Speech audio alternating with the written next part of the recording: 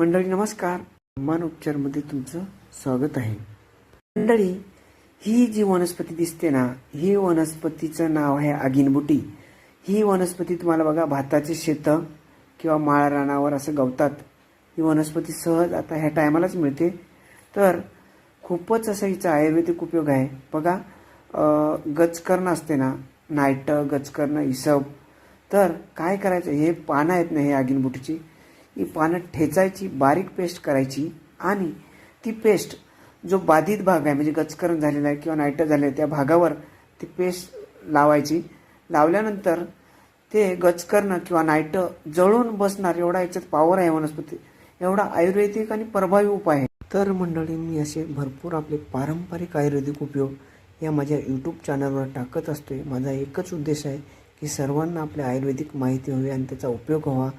धन्यवाद. पुन्हा भेटूया नवीन माहितीसह पुढील व्हिडिओत.